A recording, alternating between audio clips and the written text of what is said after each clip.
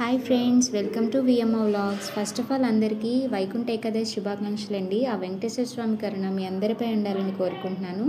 ఇక ఈ రోజు నా డే ఎలా స్టార్ట్ అయిందో మీతో షేర్ చేసుకుంటానండి. మార్నింగ్ నా చిట్టి తల్లితో నా డే స్టార్ట్ అవుతుందండి.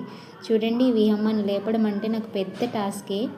ఎందుకంటారేమో, విహమ్మ లేవ్వాలి అంటే కొన్ని కండిషన్స్ పెడుతుందండి. ఆ రోజు దానికి నచ్చిన ఫుడ్ లేదా దానికి నచ్చిన పని చేయించుకుంటేనే అది నిద్రలేస్తుందండి. ఈరోజు నాకు పెట్టిన కండిషన్ ఏంటంటే, దానికోసం దోశ ప్రిపేర్ చేయాలి అండ్ సెకండ్ థింగ్ ఏంటి అంటే దాన్ని టెంపుల్కి తీసుకెళ్ళాలి. ఈ కండిషన్స్ అగ్రీ చేసిన తర్వాత ఎలాగోలా లేచిందండి. లేచి వియమ్మ బ్రష్ చేసి వచ్చేలోపు దానికి ఇష్టమైన దోశ అయితే రెడీ చేస్తున్నానండి. ఇన్స్టెంట్ దోశ మనకి 10 నిమిషాల్లో రెడీ అయిపోతుంది. ఎవరికైనా ఇన్స్టెంట్ దోశ బెటర్ కావాలి అంటే నాకు కామెంట్ సెక్షన్లో పింక్ చేయండి. దోశ అయితే అయిపోయింది కదండి. ఇప్పుడు విహమ్మని అయితే స్నానానికి తీసుకెళ్తున్నా అండి. ఫస్ట్ అయితే బ్రష్ చేపించి తర్వాత అయితే స్నానం చేపిస్తాను.